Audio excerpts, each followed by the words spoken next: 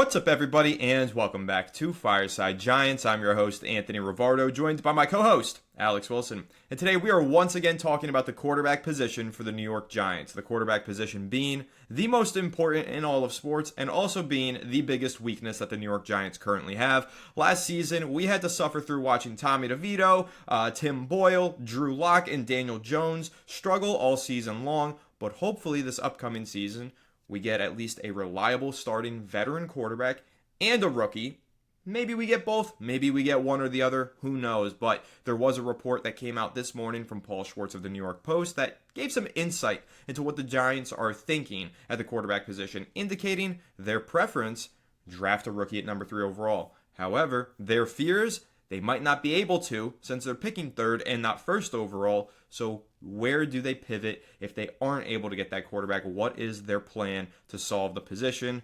Matthew Stafford was named in this article, so unfortunately we have to discuss him once again, and that's what we're going to do in today's episode. Before we do so, Alex, how are you doing today, my friend? And what are your thoughts on this article detailing the Giants' plans at the quarterback position? Doing pretty good, and yeah, like the Giants, obviously, and Paul Schwartz said this, prefer to draft a quarterback 3rd overall. Now, we've heard a lot of the connections with Shedeur Sanders, and Brandon Brown likes him, and Joe Schoen has said good things about him. Obviously, we'll find out who they end up drafting. But I think that is the preferable method for them, is to find a bridge, and Anthony and I were discussing this morning what that could look like in terms of if you want to remain competitive, but you don't want to give up future draft picks.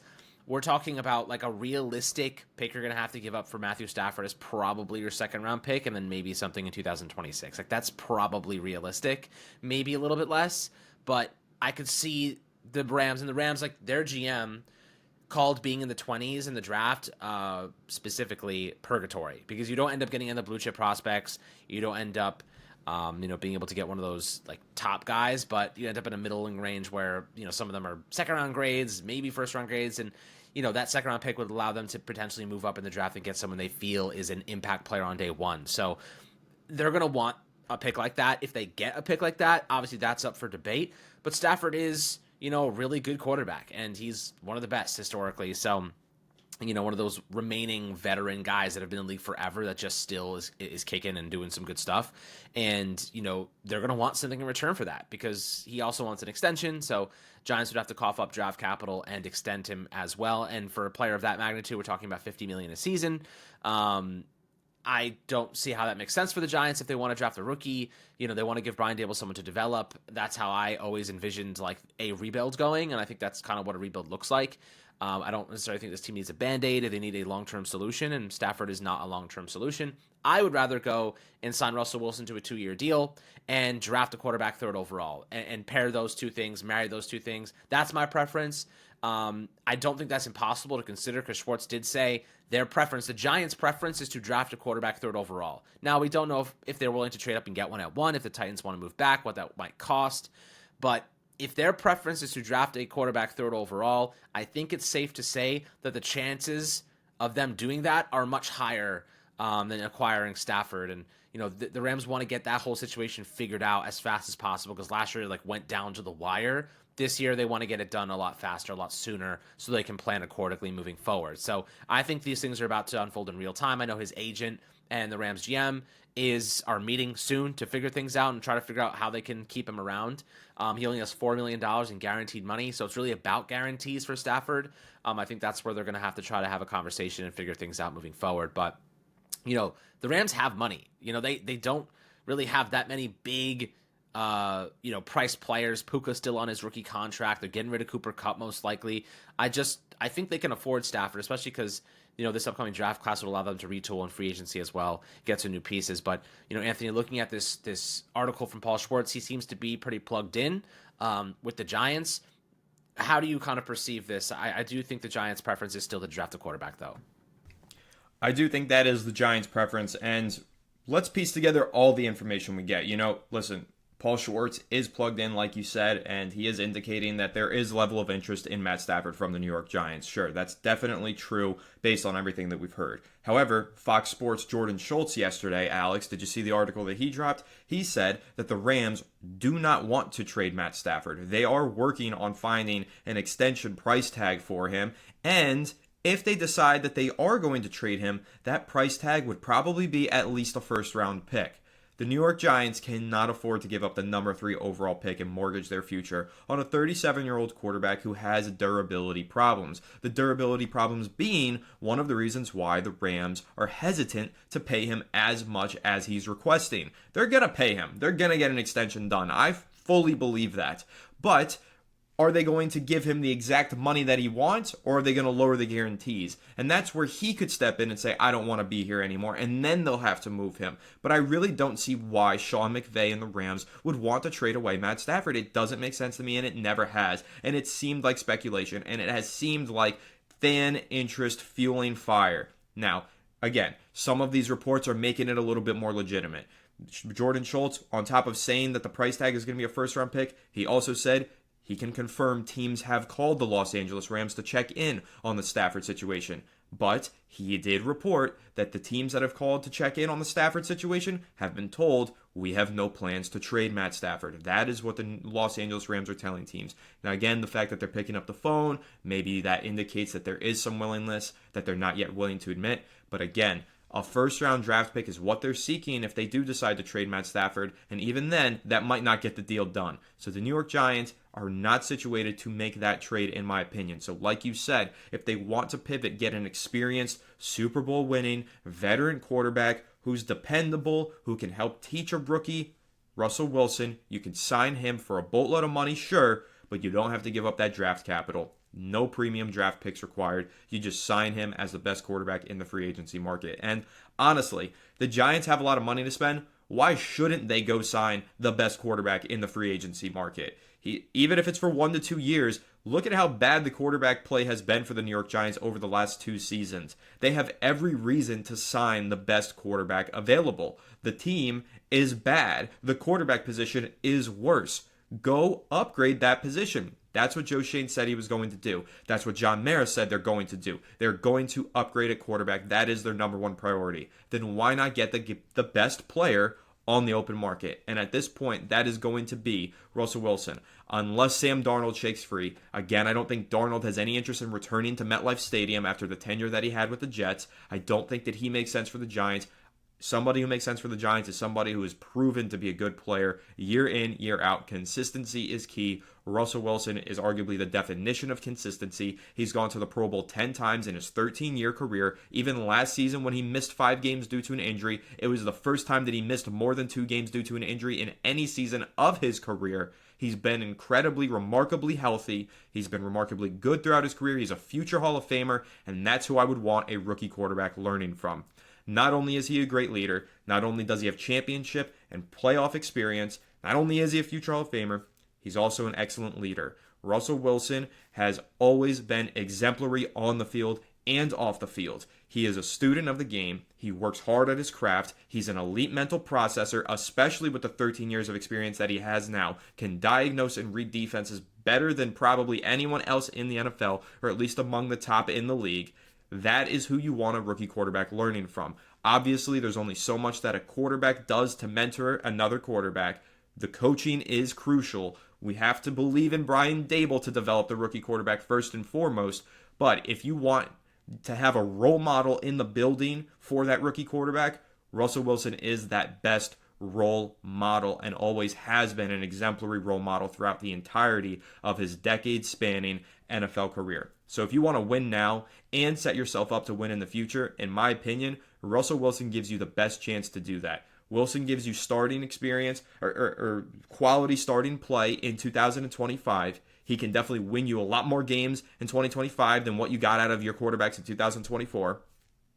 And if you sign him to a 2-year deal and he plays well enough in 2025, he probably starts for you again in 2026. And that means whichever quarterback that you still end up taking at number 3 overall, because Russell Wilson doesn't stop you from drafting a quarterback, gets a full 2 seasons to really sit, grow, learn, develop, and then eventually take over when he's ready. You don't have to rush it. If you sign a Justin Fields, for example, and he doesn't play well, because that's not a guarantee that he's going to be at least a league average starter, he could be well below. If you have that below average quarterback play, well, then you know what you're going to have to do? You're going to have to force that rookie quarterback into the lineup sooner than you want, maybe sooner than he's ready. And then you're going to create a toxic environment for that rookie quarterback where fans are going to be impatient and the situation surrounding him is going to be far less than ideal. If that's the case, go for the more reliable player, the full-time starter. Go spend some legitimate money on the quarterback position. And Russell Wilson checks all of these boxes for you,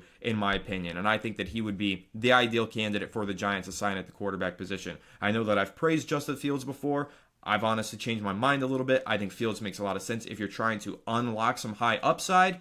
But the more that I think about it and the more that I read what the Giants want to do, which is acquire a legitimate full-time starter, which is why they're interested in Matt Stafford, I think Russell Wilson makes more sense than Stafford, and at this point also more sense than a Justin Fields. But again, he doesn't prevent you from drafting your quarterback number 3 overall. Ideally, the Giants walk away from this offseason with Russell Wilson and Cam Ward. So that would be my ideal scenario. And again, Alex, I'll let you get a chance to speak and give your take on that as well. But first and foremost, I'm looking ahead to BetUS, looking ahead to the offseason over here on BetUS, the sponsor of today's episode, and taking a look at some of the specials that they have for the NFL offseason. Since we are as plugged in as we are and we are consuming as much NFL content and reading as many rumors as we do, Alex, I feel like we have some pretty good clairvoyance on what's going to go down this upcoming offseason. And honestly, we've talked about this before. Aren't we just in shambles right now, in fear that somehow, someway, Myles Garrett is going to end up in our division? Honestly, I think there's a very good chance that the Giants have to face him twice per year this upcoming 2025 season, with Myles Garrett officially requesting a trade from the Cleveland Browns. He's been linked to all of the top teams in the NFC especially, but if I had to put money down on it, which is what I'm going to do here, I'm going to bet on him landing with the Washington Commanders at plus 500. They have more money than anybody. They're in a win-now mode with a quarterback on a rookie contract, a superstar quarterback, that is. They just went to the NFC Conference Championship game. They only need a couple more pieces to get back there and maybe get over the hump and into the Super Bowl. I think that the Commanders are positioned to make a trade for Myles Garrett, which is why I'm going to take Myles Garrett next team, if not the Browns, plus 500 for the Washington Commanders on this little risky futures NFL special bet with BetUS. Throwing down $10, hopefully I win the 50. Would be a lot of fun to see that appear in my bank account later in the offseason. So guys, make sure you go check out BetUS, a sportsbook with the fastest payouts in the industry, and make sure you use code YouTube150 for a 150% deposit match up to $2,000 on your first deposit. Alex, back into it. Let me get your take on this quarterback situation. I rambled for quite a bit there. I had a lot to say and to get off my chest, and I got it off my chest. Now it's your turn, buddy. Yeah, I'm not sure if you breathed once in that whole 5-minute speech. But yeah, listen, the thing that people are scared about Russell Wilson, and I think Stafford's better than Russell Wilson, don't get me wrong, but both players achieved the same result for the Giants. It'd be the best quarterback we've had in 6 years, by far. You could even say 8 years, because Eli obviously struggled towards the end of his career, but it'd be the best quarterbacking that we've had in a long time, a very, very long time. Whether it's Stafford or Russell Wilson, they both achieved the same result. The Giants missing the playoffs. So, 7 wins, 8 wins, whatever. Like, I'm not really concerned about that per se. I'm more so concerned about being competent and being fun to watch on Sundays, and also developing a young player to eventually assume that role. And the thing is, like, I don't want to give up a second-round pick or draft capital to get a Stafford when you could, and then pay him $50 million a year when you could just pay Russell Wilson less money and not give up any draft picks, to achieve the same exact result. That's kind of what I feel is the best avenue for the Giants, because, as you mentioned, Russell Wilson is sitting there, and I actually like the combination of Russ and Cam Ward a lot, because Cam Ward's entire game is, making something out of nothing. He is a hero ball guy. He is exactly what a lot of modern NFL teams look for at times, in the ability to make things happen at the last possible second in big moments. Now, I think that will not always play in the NFL. It's going to be a lot more difficult to achieve that. What I think is a lot more important to Cam Ward than anything else is being able to sit behind a quarterback. And at this point, Russell Wilson has gotten to a point where he doesn't rely on his mobility as much anymore. He relies a lot more on his pocket presence, his arm, and his processing.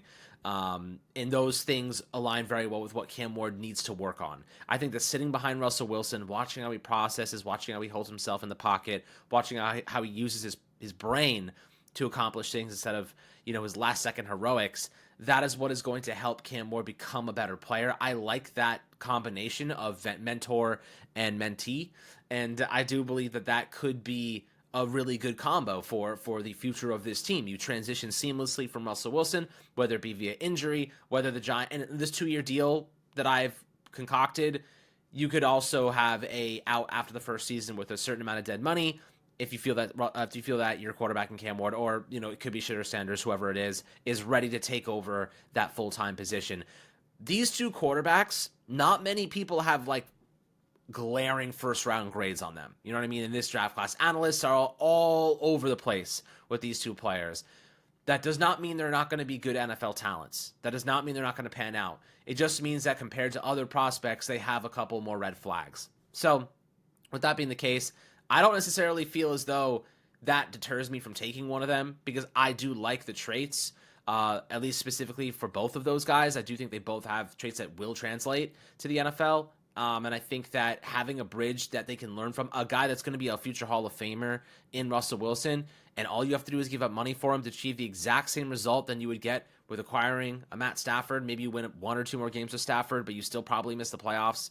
Our team is full of holes. I just feel as though that's kind of the best way. Just give money. Don't have to give up draft picks. Second-round draft picks are really valuable. Even third-round draft picks are valuable. The Giants maybe don't hit on them very often, but we got Andrew Phillips, and I think that he's a pretty valuable player for us right now. So I do feel as though if you don't have to give up picks, why do it? Why give up picks if you don't have to achieve a very similar result? That's kind of how my logic is unfolding in this scenario. Teams that give up picks are the teams that are positioned to win now. The teams that only need a piece or two before reaching potential Super Bowl contention.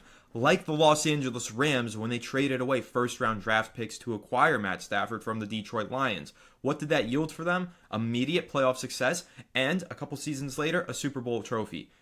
Realistically, Giants fans who want Matt Stafford, ask yourself, is this team anywhere close to that team that the Los Angeles Rams had when they made that trade for Matt Stafford? The answer is no. More realistically, is this team even close to the Jets roster that made that trade for Aaron Rodgers a couple off seasons ago?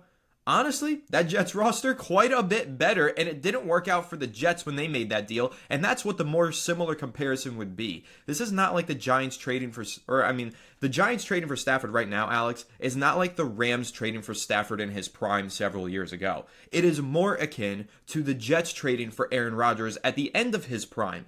That's more of what we're seeing, and that's not discounting Matt Stafford as a player. That's talking about contracts and age. Stafford is still playing at an extremely high level, and he still is a top 7 at least quarterback in the NFL, in my opinion. I've said it many times. I think he's the most underrated quarterback in NFL history. I am a huge Matt Stafford fan. In fact, I would love to wear Matt Stafford Lions jersey on this show right now because I am such a big fan of Matt Stafford. But being realistic, taking my fan perspective out of it, being objective here, and not letting my rose-tinted glasses blind me, if I'm looking at this from a contract, age, and roster building standpoint and perspective, a 37-year-old quarterback who was coming off of his most injured season of his career spells trouble.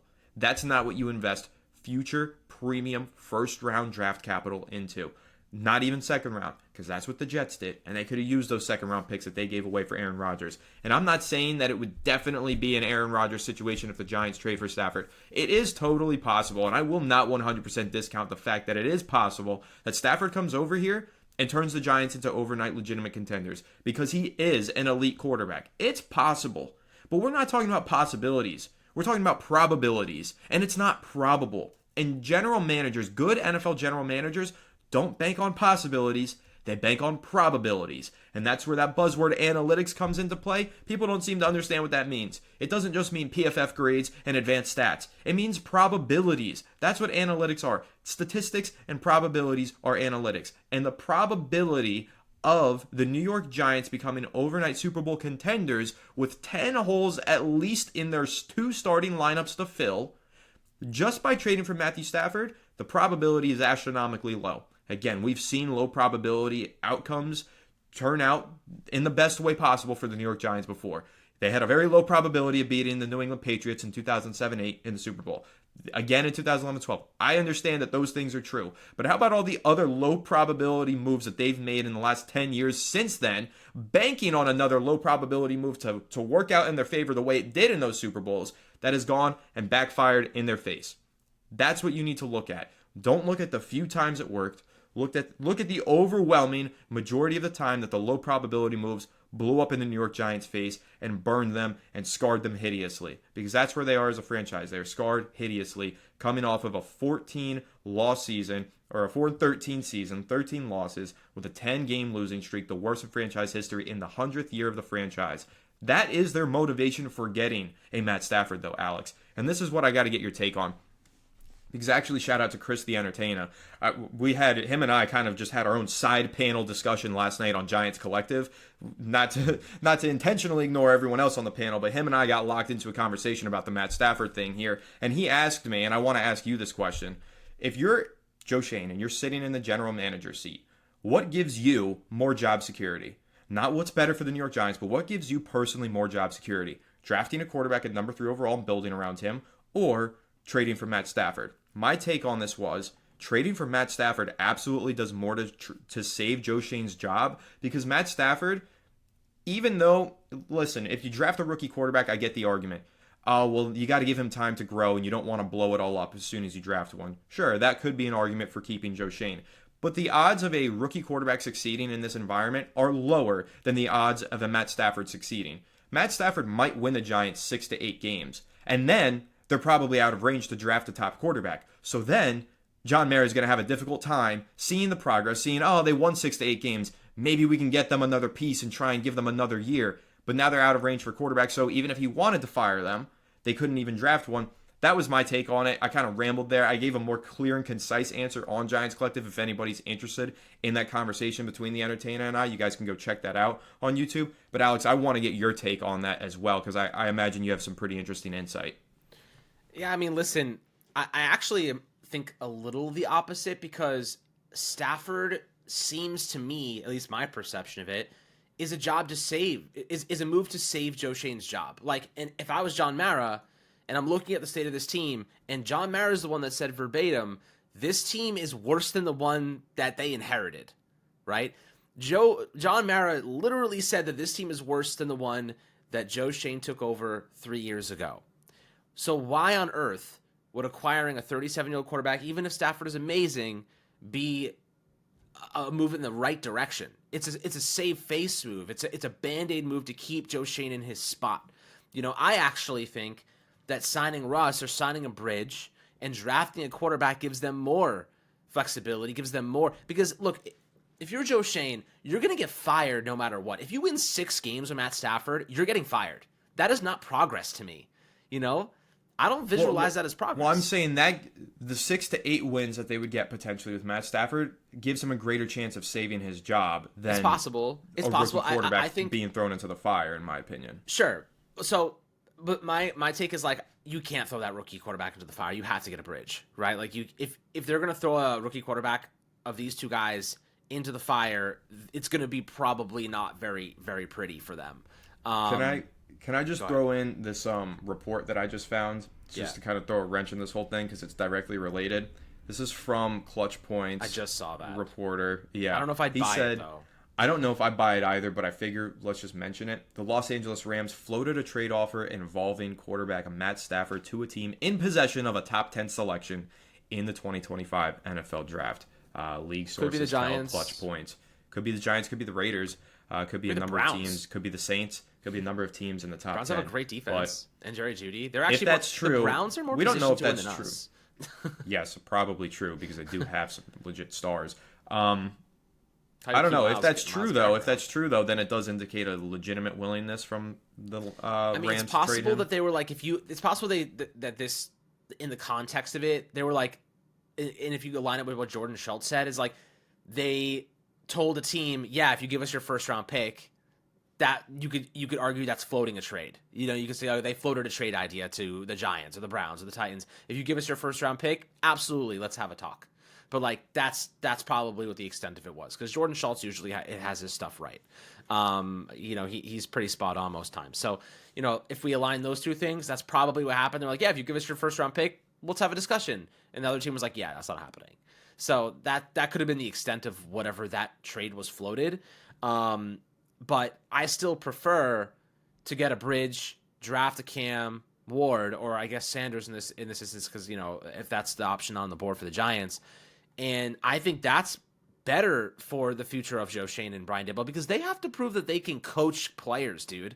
You know what I mean? If the Giants win 6 games with Matt Stafford, that's an embarrassment. That's even maybe more embarrassing than last season, because Stafford's a really good player. That means everything around them was a disaster to only win 6 games, with Stafford, a future Hall of Famer potentially at quarterback, who's still playing at a very high level. 6 games with Matt Stafford is an embarrassment. So that's how I personally see it.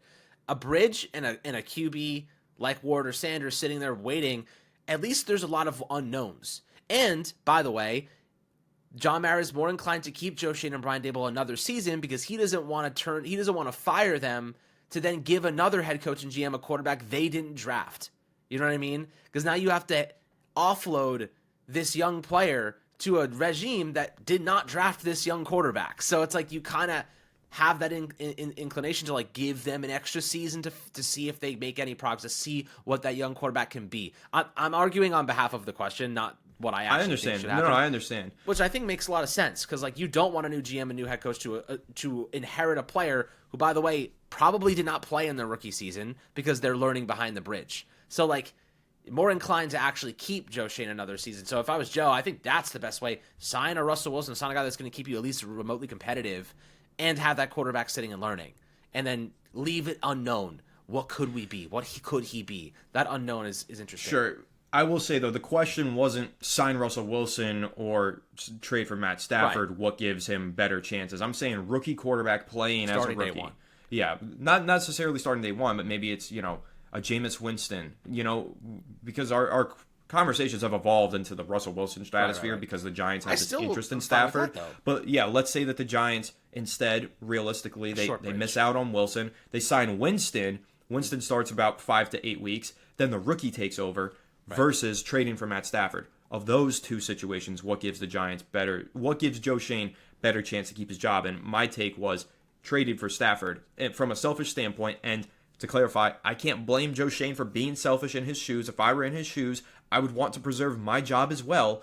Even though ideally you want him to do what's best for the long-term future of the New York Giants, human nature. He's getting paid millions of dollars. He doesn't want to lose that job. He's going to do what's best for him as well. He's going to try and align the two things, but he's going to do what's best for him. And in that case, trading for Stafford, in my opinion, makes the Giants' job less attractive for a new GM next offseason, which is huge. Sure. Nobody just wants to inherit that contract that Joe Schoen signed him to. Same way they didn't want to inherit the Daniel Jones contract. Same way they wanted to have autonomy to take whoever they wanted with the number 1 pick, but couldn't because the Giants only had the number 3 pick this offseason. All of those things combined, I think that if he makes this trade for a potential Matt Stafford, the Giants win 6 to 8 games, they're a really tough sell to a new GM potentially, and I think that is enough for John Mara to be like, all right, maybe we just give him another offseason, Joe Schoen, make another blockbuster trade, sacrifice more capital, give Stafford what he needs, and hopefully run it back. That's how I think it would shake out, and that's how Joe Schoen would keep his job, and I think that's where this interest, personally, in Stafford is coming from. Yeah, it's definitely possible. I think the counter would be like, if they get Stafford, I'm tearing up his contract and giving him a 3-year deal, and it's an out after the second season. So a new GM, new regime could view that second season as the bridge, and they draft a quarterback next year, right? Like that could be how you would align those two things. And you trade up. If you win 6 games, you're still probably picking in the top 12. So you could probably trade up to a high enough selection to get a quarterback. You're gonna have to mortgage some future picks, and that's why I don't want to get Stafford, because you're gonna have to mortgage your future to go up and get someone, and then your new regime has a quarterback but no first round pick in 2027. So like these things, I'm trying to think ahead a bit, but that's kind of why I feel as though right now, even if it's Jameis Winston, Anthony, I'm okay with that. Like, because Jameis Winston, yeah, he's not as good as Stafford. Yeah, he's not as good as Russell Wilson, but the Giants need to commit to a full rebuild, dude. We cannot keep going down this path of like we're trying to win while rebuilding. We've been doing it for 7 years. It doesn't work. How many times, like, what they call, what was it? People that do the same thing over and over again and don't change is the definition of insanity. We are insane. We keep doing the same thing over and over and over, refusing to draft a quarterback, refusing to rebuild the right way, refusing to hit the reset button and do it the right way. Look at what teams are doing right now. They're going from very bad to very good in the span of 2 years if they get the quarterback right. I'm not saying any quarterback in this draft class is going to get us right. But I'm saying you have to try if you have conviction in one of these guys. If they like one of these guys, they feel like they could develop to be a really solid player in 2 years, you have to try. Because it is the most sustainable way to build long-term success in the NFL. Going and acquiring 30, unless you're the Tampa Bay Buccaneers and you have a team that all it needs is Tom Brady, or you're the Rams and all you need is Matt Stafford, then you have a different element. You have a different scenario. The Giants are not that team right now. They're not. So like it's a short-term dopamine hit for people that are just miserable of losing. And I'm with you guys. I'm in misery right now too. I want to win football games just as much as you guys. But I want to win for a decade, not a season. And 6 wins doesn't really push me over the hump, guys. If we win 6 or 7 games next year, I'm still pissed off. Because now we have a $50 million Matt Stafford under contract, and we're only winning 6 or 7 games, and we're not a playoff team. And we're even further in purgatory because we can't draft a quarterback without mortgaging our future. You see how these things turn into very problematic scenarios where, like, okay, yeah, like we're a 6 or 7 win team, but people think we're going to turn into a 10 win team. It's not true. It's not real. I know in the argument in the comments it has been, look what Jaden Daniels did for the Commanders. May I point to you that Jaden Daniels and the Commanders got whooped by the Eagles. Not even competitive. They played a good game. The Lions obviously lost, but the Lions were dealing with substantial injuries on defense. Their whole defense was decimated. You know what I mean? Like, they lost that game. Probably should have beat the Commanders, but the Commanders had one of the best rookie season from a quarterback in history. Jaden Daniels had one of the best rookie seasons ever. You cannot use Jaden Daniels as an example of turning a team around. He put together a truly elite season as a rookie. You know what I mean? You can't compare that to Stafford. Stafford's a great player, but it's a totally different scenario, totally different offense. They went and they acquired Marshawn Lattimore at the deadline. They got better. Their coaching was very good. You know what I mean? Like, they had a lot of things come together for them, the Commanders, and now they have a position to go and reinforce that team around a rookie quarterback under a rookie contract. That's what you aspire to have. That is the method to a dynasty. That is how you get there. That's why the Giants need to take a shot on a quarterback. They haven't drafted one in 6 years, Anthony. You're the biggest proponent of this. It is malpractice that the Giants have not drafted a quarterback in 6 years. You know what I mean? It is. And I agree with you on that point. So fans want to sidestep that again because they don't like the players in this draft class. I guarantee you the stuff you guys were saying about Patrick Mahomes and Josh Allen all those years ago were not good. When when Joe Judge that wanted to trade up to get Patrick Mahomes? Was it Joe Judge that wanted to do that? Ben McAdoo. It was Ben McAdoo who wanted to trade up to get Patrick Mahomes. Everyone said he was crazy.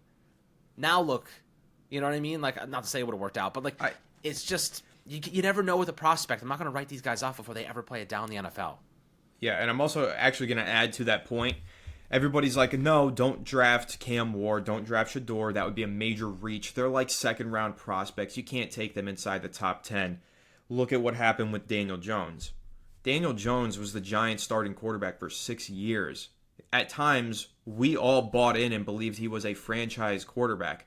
Shador and Cam were both objectively better prospects than Daniel Jones was coming out of college. So if we found not a lot of success, but if you believed in the last 6 years, at some point, the Giants could have gotten it right with Daniel Jones, could have built around him better, and potentially had a franchise quarterback in him before they ruined him, which is what a lot of you guys say.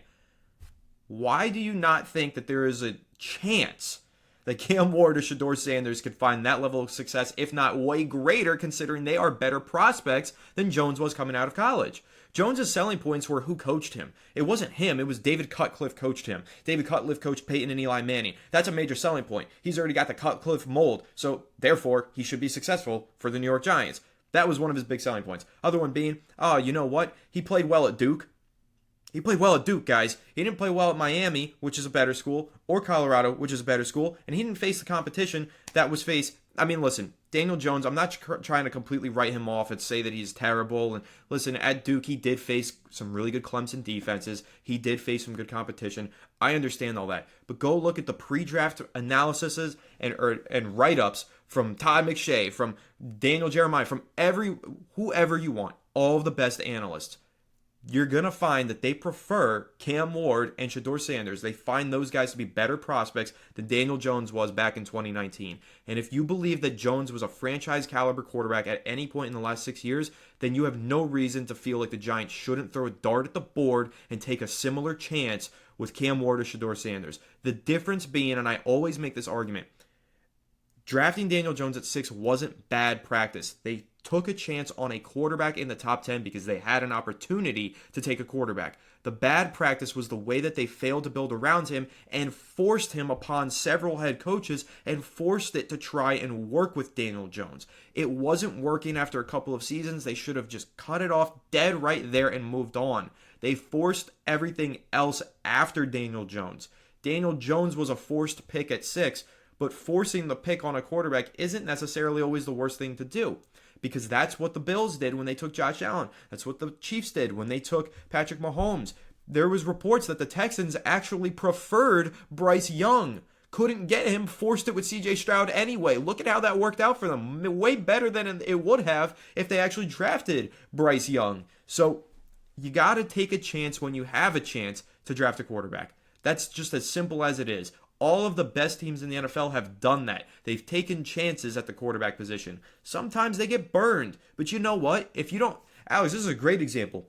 If you don't just die for your quarterback and force him to work, you can have a Kenny Pickett situation, meaning you could be the Steelers, draft Kenny Pickett, realize that he sucks really early on, move on, not force him to work like the Giants did with Daniel Jones. Move the F on and bring in 2 competitive quarterbacks in Justin Fields and Russell Wilson and still go to the playoffs. They couldn't have done that if they forced it to work with Kenny Pickett. Oh no, he showed flashes. Let's keep it going. Let's build around him. Let's finally get him a WR1. Let's finally get him an offensive tackle. No, just upgrade at the position of quarterback instead of upgrading all around the quarterback and trying to make him better. So that's kind of just tying into my whole argument here. Picking at number 3, Ward, Sanders, better prospects than Jones were. You should be comfortable taking a chance on them. If they don't prove it after a couple of years, it's not because you drafted the wrong player. It's because you just didn't build around them properly. Now you have to start over, reset the window, get a new quarterback. You just have to be able to fire quickly. I always say it, hire slowly, fire quickly. That just needs to be the new mindset for the Giants. Just don't force it to work and you will be okay. You can draft Kenny Pickett, move on in 3 years, and bring in new quarterbacks and still be a playoff team. The problem is when you refuse to move on from the quarterback because you drafted them in the top 10. That's the problem that the Giants ran into. I rest my case once again, Alex. I've made this point many times, but you know what? Every time it gets brought up, I get frustrated, and I have to rant about it all over again. I mean, look, the truth is this, guys. If we don't draft Sanders or don't draft Cam Ward and one of them ends up panning out, like, we're going to be miserable. You know what I mean? We're going to be miserable because we didn't take that chance. Brian Daboll was hired to do one thing: develop a young quarterback that he believes has that upside. They inherited Daniel Jones. He couldn't take the steps forward. They couldn't piece together a good offensive line. They couldn't piece together a good team. You have a better offensive line. You have a ton of money. And you have a star W1 receiver. That is the makings of a good scenario for a young quarterback to thrive, right? You have the first kind of inklings of what a good scenario could look like. Tyrone Tracy's a good running back. You got Theo Johnston, an up-and-coming tight end. You got Neighbors. You still have draft capital to find yourself another receiver if you want, or you want to reinforce the offensive guard position. Tons of money. You have a chance to draft a quarterback, and sometimes it's about fit and not always about the player. Bo Nix is a good example of that, right? Bo Nix wasn't the best prospect in the world, but man, did they figure it out with him in Denver. You know what I mean? They got the most out of him. They put him in a scenario where he could succeed. You get a player like Cam Ward, you coach him up, you put him in a scenario where he can thrive, and you have all these assets, you have a couple linchpin pieces, you can do it. You can hit on the quarterback. But the Giants have a chance to do that. And if they avoid that chance to go for a 37-year-old while they have a couple of key pieces and they're developing this foundation, it would be a step in the wrong direction, in my personal opinion. What I love watching Stafford in blue, abso-freaking-lutely. I love Matt Stafford. I think he's one of the most underrated quarterbacks ever.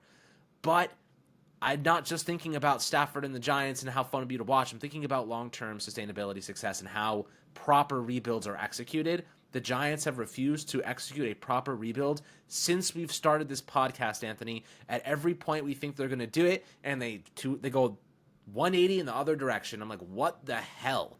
You know what I mean? So I think they're going to do that finally.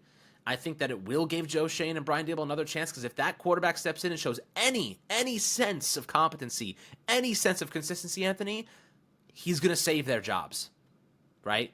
They're going to get this quarterback, whoever it might be, in a position to step on an NFL football field and show levels of consistency. And if they accomplish that, Joe Schoen and Brian Dable are going to save their jobs. And not just save their jobs, they're going to give themselves much longer leashes, because now John Mara is going to be convinced that that young quarterback has a future, and he doesn't want to interrupt the growth and development of that young quarterback by shredding the front office again. He's already done it multiple times to Daniel Jones. He knows. He's literally said it. We keep changing the offensive coordinators. We keep changing this, keep changing that. They need to have some sort of sustainability. If Joe Schoen and Brian Dable want to save their jobs long term, it is in their best interest to draft a quarterback and make sure that that quarterback has every single tool to be a long-term solution and develop the right way. That is how they can have long-term job security. Matthew Stafford is a Band-Aid for a year or two, and they got to mortgage their whole future for a quarterback, right? That's what's going to happen if they go in that direction. They need to bet on themselves to position a young player to succeed. That is how they get the next 6, 7, 8, 9 years, of their careers back, instead of going to the bottom of the barrel and have to work their way back up into the GM and head coach spot. They have to hit on this player. It is now or it's never for them. If they don't do it, they're going to get fired. If Matt Stafford wins 6 games next year for the Giants, they will get fired. They will get fired. 6 games with Matt Stafford is an embarrassment. It's an embarrassment, guys. With a Hall of Fame quarterback like Stafford, you win 6 games, it's an embarrassment. You know what I mean? That is not progress to me. That is, you just spent $50 million on a quarterback and we're winning 6 games. That is not a positive. I don't know why people think that's a good thing. 7 wins, that is not a good thing. 7 wins is an embarrassment with Stafford. You know what I mean? Like, he needs to be winning 9, 10 games a season. That's an indication of how the Giants, how far back they are and how many weaknesses they have. We need to get this rookie quarterback, position him to succeed, and build up that offense around him. The defense he has so much young talent already, dude. So much young talent. They need to develop over the next couple of years. And they need to sign a CB1, and so be it. Like, there's a way to rebuild this team, and there's a way to do it right, and the Giants refuse to do it right. But I think they may do it right this year. I think that they might finally execute the right rebuilds, the way that good teams do it. We'll see, man. Listen, we've made our arguments. We rest our case here. Now we got to hear from you guys down below in the comments section, because we did share a lot of big, broad, and narrowed it down to ideas all throughout this episode. We said a whole lot, and so I'm really curious to see what the reaction is to this episode. How many of you guys are on the Stafford train? How many of you guys are on the Russell Wilson train? How many of you just want to draft a quarterback and build around a rookie? Let us know down below in the comment section. Again, a lot discussed in this episode. Definitely leave your thoughts on it. And I'll say this, man. Whatever the Giants do this offseason, I'm going to be happy, just because we're going to have a quarterback upgrade. I've obviously criticized the idea of a Stafford trade. If I wake up tomorrow morning and overnight the Giants traded for Matt Stafford, I will get on this podcast and I will celebrate, because the Giants have a major upgrade at quarterback. I will also criticize the move and say, hey, long term, this might not be a good idea, but I will also say, F it, let's ride, let's build around Stafford, and let's try and win this thing, because I'm a Giants fan. So before anybody gets angry at us when we flip-flop our takes or change our opinions, guys, we are fans at the end of the day. We will analyze, because we got this show and this is what we do, and we try and look at it from every angle and give our objective opinions on things. But at the end of the day, whoever is the New York Giants quarterback in 2025 has my support. I don't care if they reach on Jackson Dart at number 3. F it, I'm buying in. Jackson Dart's my franchise quarterback. That's just how I am, because I am a New York Giants fan. Now, again, I have preferences on what I think they could, should, and would do with the number 3 pick and with their draft capital and a potential trade. But again, I'm just here to root for the Giants and be a fan at the end of the day. So that's what I'm going to keep doing, guys. And I know a lot of you feel the same way. So make sure to leave a like if you enjoyed this episode. Subscribe if you're new. Ring the bell so you don't miss an episode. Comment your thoughts down below in the comment section. Make sure you go follow us on all of our social media channels at Fireside Giants. And make sure you go check out BetUS, a sportsbook with the fastest payouts in the industry. Use code YouTube150. But without further ado, we'll catch you all in the next one. Have a good one. And let's go Giants.